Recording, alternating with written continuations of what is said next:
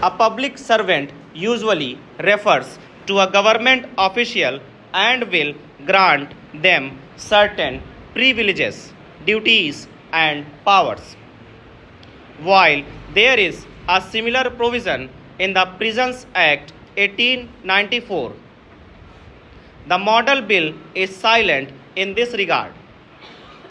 Thus, the state government must assess the relevance of such a clause in current times.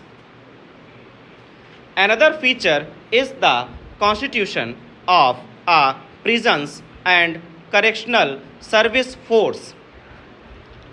It will comprise the Director General of Prisons, the Special Inspector General of Prisons, the jailer, and other officers.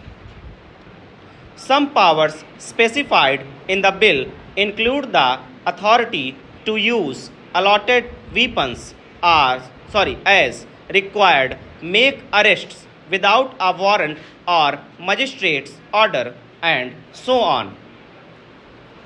As no such body has been envisaged under the model bill or by any other state, it is unclear how this would play out in reality.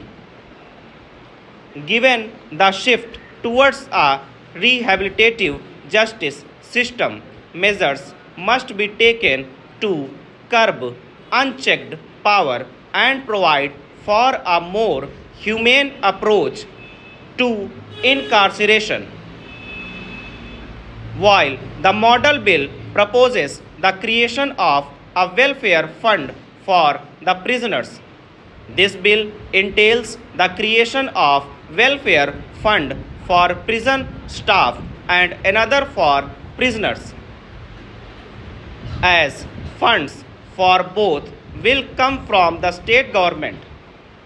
Implementation might be difficult for staff.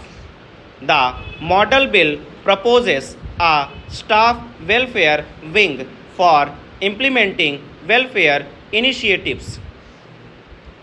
It might be more effective if the state government made prisoners the sole beneficiaries of the welfare fund. Despite being passed 130 years ago, the Prisons Act of 1894 continues to be in force in multiple states. The state government's attempt to transform the prisons system is thus a much needed step in the right direction. While there is scope for improvement, the bill has provisions concerning transgender persons and an under trial review committee, amongst others. With focused stakeholder consultations and a few changes, this could be a perfect opportunity for